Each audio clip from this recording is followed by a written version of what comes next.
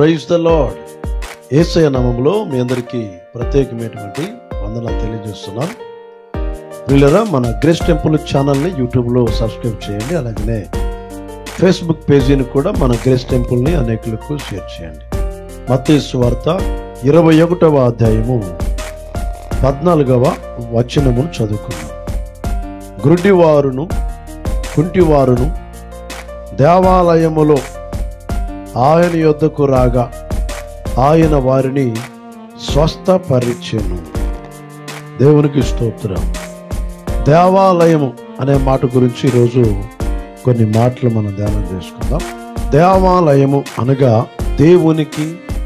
దేవుని ప్రజలకు ఒక మధ్యవర్తిగా ఉన్నది.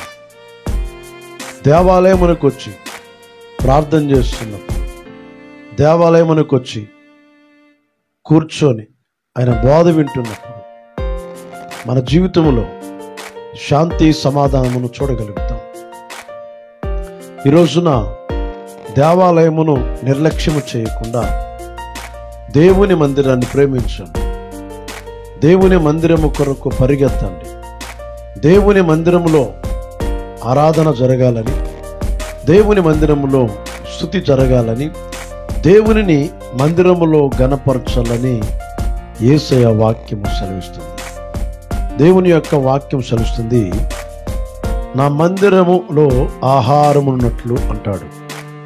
అంటే మన జీవితాలు దేవుని మందిరములోనికి వచ్చేటప్పుడు దేవునికి ప్రత్యేకమైనటువంటి అర్పణలు, కానుకలు, ఆహారమును తీసుకొచ్చి దేవునిని ఆరాధించాలని బైబిల్ చెప్తుంది. అర్పణలతో ఆరాధన, మనమిచ్చే కానుక కూడా దేవునిని ఆరాధించేటువంటి ఆ ఖ్యాతిని కలగజేస్తుంది.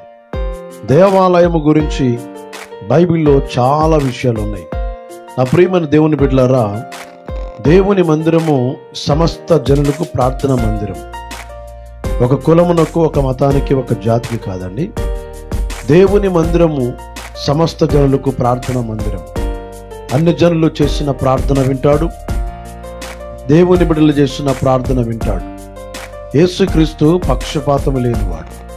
యేసుక్రీస్తు నిన్న నేడు ఒక్కటే రీతిగా ఉన్నవాడు. తన నామమును బట్టి ఎవరైతే, యెహోవా నామమును బట్టి ఎవరైతే దేవునికి ప్రార్థన చేస్తున్నారో దేవుడు వారి ప్రార్థన వింటాడు. యెషయా గ్రంథంలో మనం చూస్తే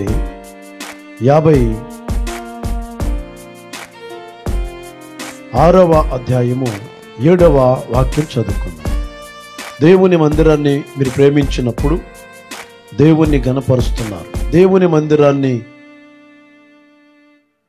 శుభ్రపరుస్తున్నప్పుడు, దేవుని మందిరములో పరిచర్య చేస్తున్నప్పుడు పరిశుద్ధాత్మ దేవుడు ప్రభువైన యేసయ్య మిమ్మల్ని గొప్పగా దీవిస్తాడు. చూడండి, 56వ యెషయా గ్రంథము 56వ అధ్యాయము 7వ వాక్యాన్ని మనం చదువుకున్నాం. నా ప్రార్థన మందిరములో వారిని ఆనందింపజేసేదను. Praise the lord. నా మందిరము సమస్త జనులకు ప్రార్థనా మందిరమనబడును. దేవుని మందిరములో, దేవుని మందిరానికి వచ్చినప్పుడు ఆరోగ్యము దొరుకుతుంది, ఆనందము దొరుకుతుంది, సమాధానము దొరుకుతుంది, విశ్రాంతి దొరుకుతుంది.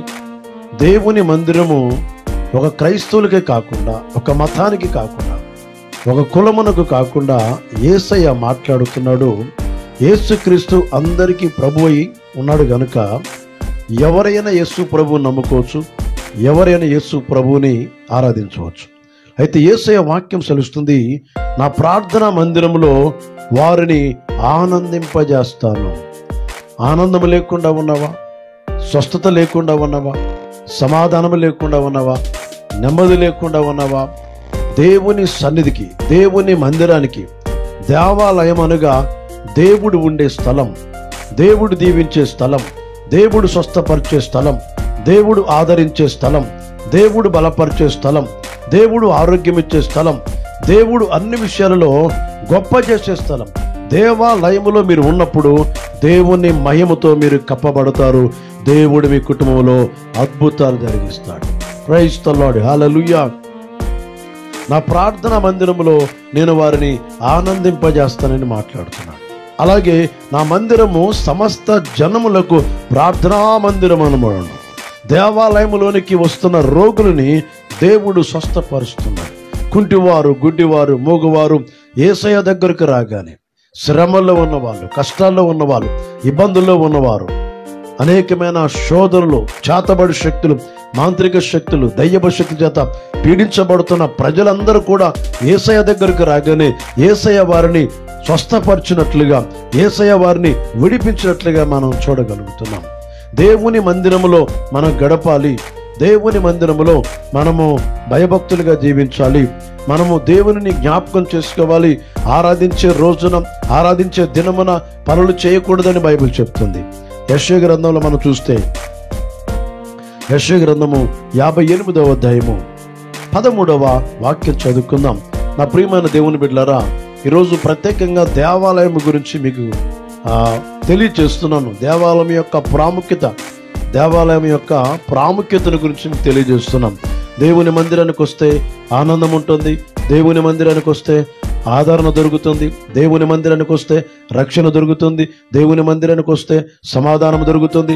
దేవుని మందిరానికి వస్తే దేవునితో మనము మాట్లాడగలుగుతాం. దేవుని స్వరమును వినగలుగుతాం. కాబట్టి దేవుని మందిరాన్ని ఎవరైనా సన్నిధికి వచ్చి వారు దేవుణ్ణి ఆరాధించవచ్చు. కులమని, మతమని, జాతి భేదము లేకుండా యేసుక్రీస్తు అందరికీ దేవుడై ఉన్నాడు.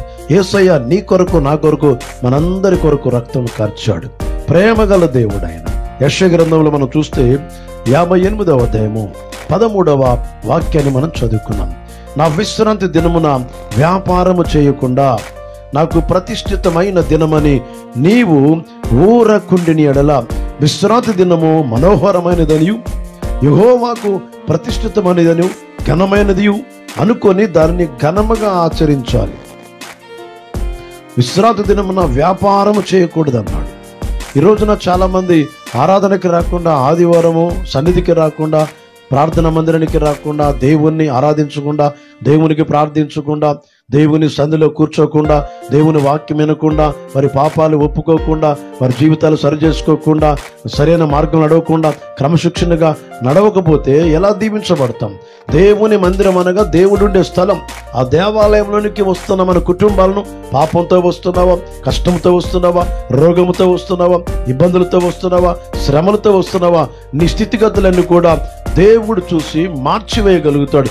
దేవాలయం అనగా దేవుని ప్రజలకు, దేవునికి ఒక మధ్యవర్తి.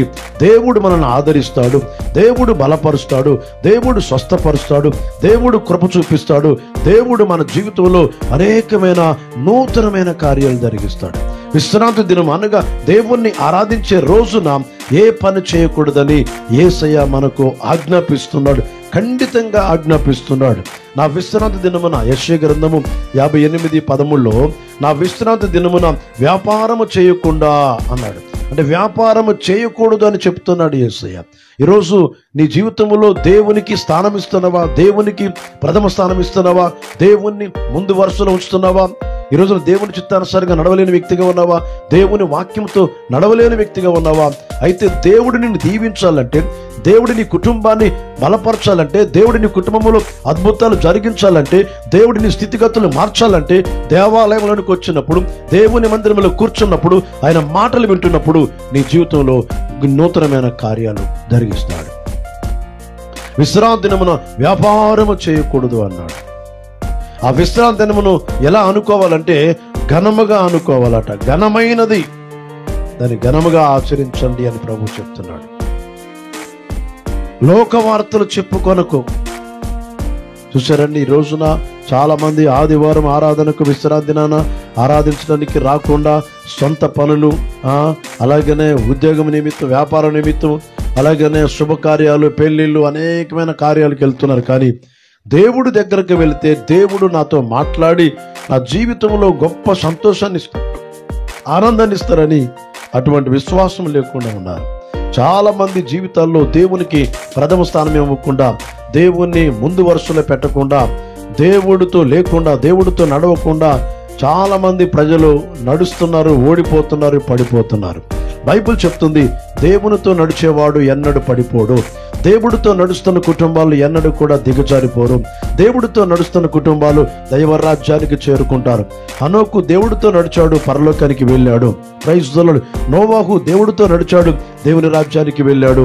అబ్రహాము దేవుడితో నడిచాడు, పరలోక రాజ్యానికి వెళ్ళాడు. ఈ రోజున్న భక్తులందరూ కూడా దేవునితో నడవటం అంటే దేవుడు మనతో లేకుండా, దేవుడు మనతో రాకుండా, దేవుని సహాయం తీసుకోకుండా మనం ఎక్కడికి వెళ్ళినా కానీ ఎటువంటి ఆశీర్వాదం పొందలేమండి. ఈరోజు ఈ ఫేస్బుక్ లైవ్లో ప్రత్యేకంగా యేసయ్య మీతో మాట్లాడుతున్నాడు. దేవుడు మీతో ఉండాలని కోరుకుంటే, దేవుడు మీ ఇంటిని దీవించాలని కోరుకుంటే, మీ వ్యాపారము, ఉద్యోగము, వ్యవసాయము, పాడి పంటలు అన్ని విషయాల్లో దీవించబడాలంటే నీవు ఆదివారము విశ్రాంతి దినమున దేవాలయానికి వెళ్ళాలి, దేవాలయంలో కూర్చోవాలి, దేవుని మందిరములో వాక్యం వినాలి, దేవుని మందిరములో నీ పాపమును ఒప్పుకోవాలి, దేవుని మందిరములో నువ్వు శుద్ధిపరచుకోవాలి, శుద్ధి చేసుకోవాలి. యేసయ్య రక్తంలో కడిగి వేసుకుంటే నీ కుటుంబము ఎంతో దీవెనకరంగా ఉండగలిగింది. అందుకనే లోక వార్తలు కూడా చెప్పుకోకూడదు అన్నాడు. విశ్రాంతి దినమును వ్యాపారం కూడా చేయొద్దన్నాడు. ఆదివారమున ఈ రోజున చాలా మంది మందిరానికి రాకుండా, ఆరాధనకి రాకుండా ఎంతో మంది వ్యాపారాలు చేస్తున్నారు, ప్రయాణములు చేస్తున్నారు, రకరకాల విధాలుగా జీవిస్తున్నారు.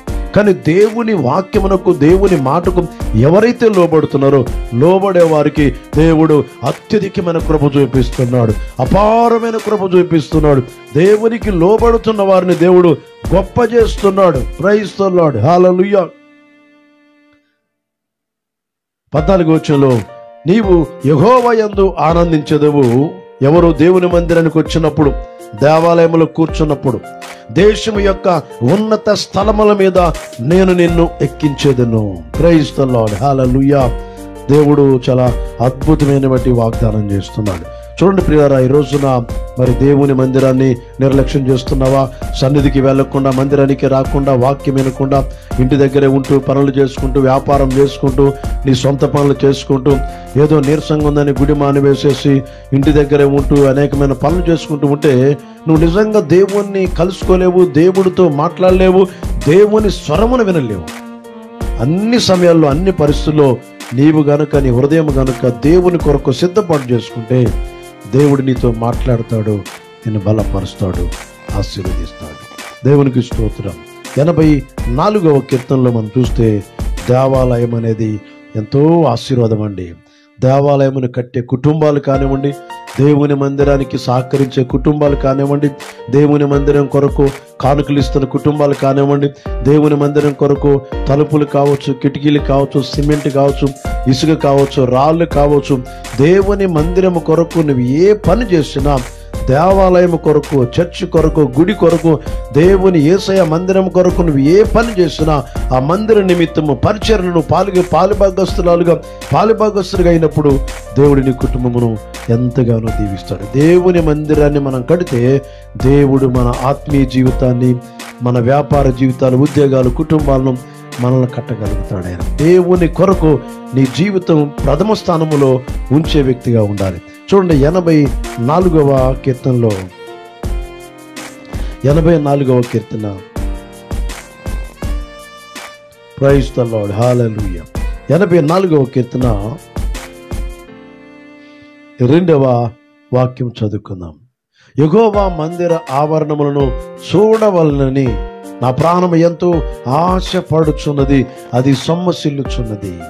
జీవము గల దేవుని దర్శించుటకు నా హృదయమును, నా శరీరమును ఆనందముతో కేకలు వేయుచున్నవి. Praise the lord. ఈ రోజున దేవుని మందిరానికి రమ్మని చెప్తే, దేవాలయానికి రమ్మని చెప్తే, చర్చికి రమ్మని చెప్తే ఎంతగానో విసుక్కుంటారు, ఎంతగానో కోపగించుకుంటారు. కానీ ఇక్కడ భక్తుడైన దావీదు అంటుండు కదా, జీవము గల దేవుణ్ణి దర్శించుటకు నా హృదయము, నా శరీరము ఆనందముతో కేకలు వేస్తున్నది. Praise the lord. హల్లెలూయా. ఎంత అద్భుతమైన అనుభవం అండి. ఈ రోజున దేవుని సన్నిధికి నువ్వు రాకుండా ఉంటే నువ్వు దేవుని నుండి ఎటువంటి రక్షణ, సమాధానము, శాంతిని పొందలేవు, నిత్య జీవాన్ని కూడా చేరుకోలేవు. పరలోక దేవుని మందిరం అనేది అక్కడ కూడుకునే స్థలం. అది ఒక అసెంబ్లీ, ఒక హాల్. అక్కడ కూడుకున్నప్పుడు దేవుడు మనతో మాట్లాడతాడు. అక్కడ మన జీవితాలు సరిచేస్తాడు. మన హృదయంలో ఉన్న పాపాలన్నీ ఒప్పుకోగలుగుతాం. మన జీవితం, మన ప్రవర్తన మార్చుకోగలుగుతాం. మన కుటుంబాలు దైవికమైన మార్గంలో నడవగలుగుతాయి. పరిశుద్ధంగా జీవించడానికి పరిశుద్ధాత్మ దేవుడు మనకు సాయం చేస్తాడు. అందుకని ఇక్కడ దావీదు అంటుండు కదా, జీవము గల దేవుణ్ణి దర్శించుటకు నా హృదయము నా శరీరము ఆనందముతో కేకలు వేస్తుంది, నా ప్రాణము ఎంతో ఆశపడుచున్నది దేవుని మందిరాన్ని చూడాలని. ఈ రోజున అటువంటి అనుభవంతో ఉన్నావా?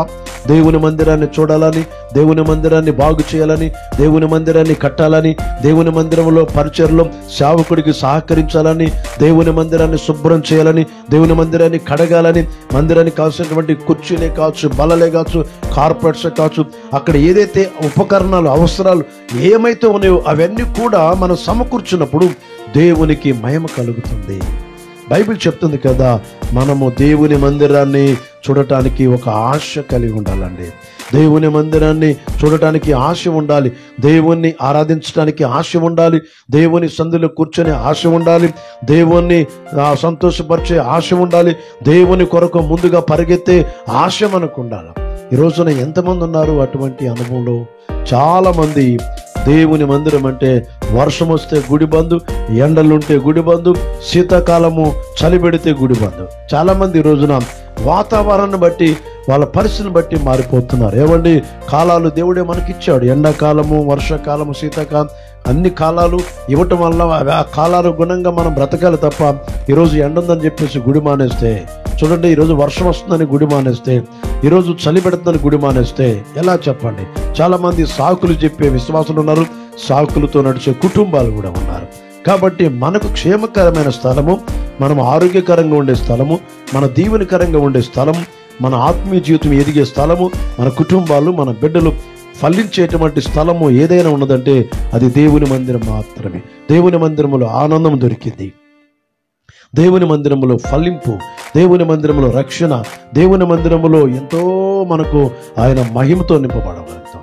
ఆయన కృప వెంబడి కృపను దేవుడు కుమ్మరించగలుగుతాడు. అతి శ్రేష్టమైన ఆశీర్వాదాలు, అతి శ్రేష్టమైన గోధుమలతో, కొండతేనెతో మనం నింపగలుగుతాడు.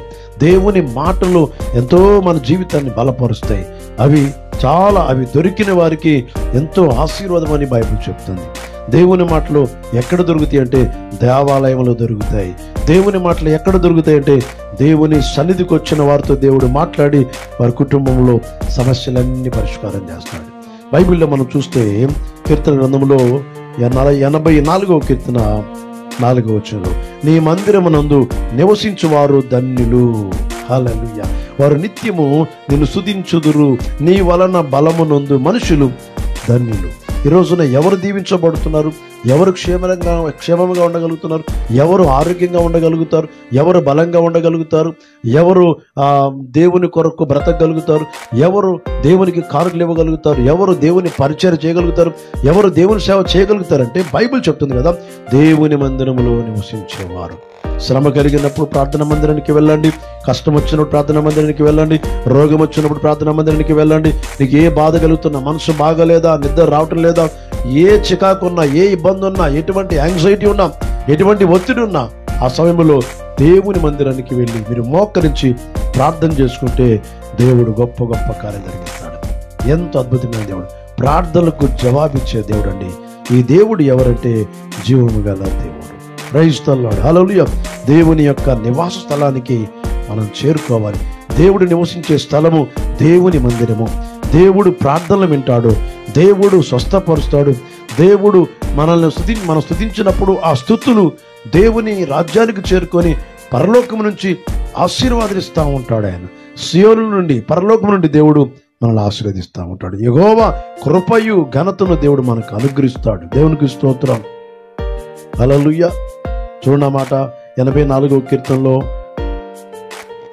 10వ వచనంలో, నీ ఆవరణములో ఒక దినము గడుపుట 1000 దినముల కంటే శ్రేష్టము. భక్తిహీనుల గుడారములలో నివసించుట కంటే నా దేవుని మందిర ద్వారమునొద్ద ఉండుట నాకు ఇష్టము. దేవుడైన యెహోవా సూర్యుడును కేడమునై ఉన్నాడు. సూర్యుడు అనగా దేవుడు సూర్యుడై ఉన్నాడు. సూర్యుని మనకు కనబడుతున్న ఆకాశంలో ఉన్న సూర్యుని కాదు దేవుడు. సూర్యుని సృష్టించిన దేవుణ్ణి మనం ఆరాధించినప్పుడు దేవుడు మన గొప్పగా దీవిస్తున్నాడు. యెహోవా కృపయు ఘనతయు అనుగ్రహించును. దేవునికి స్తోత్రం. నీ యందు నమ్మకం ఉంచేవారు వారు దిల్లుదురు. నా ప్రియమైన దేవుని బిడ్డలారా, ఈరోజు ఈ మందిరము గురించి కొన్ని మాటలు చెప్పాలని నేను మీ ముందుకు వచ్చాను. మన గ్రేస్ టెంపుల్ ఛానల్ని యూట్యూబ్లో సబ్స్క్రైబ్ చేయండి, లైక్ చేయండి, షేర్ చేయండి. నా పేరు pastor Paul Aharon, Grace Temple, Bhadrachalam, Telangana.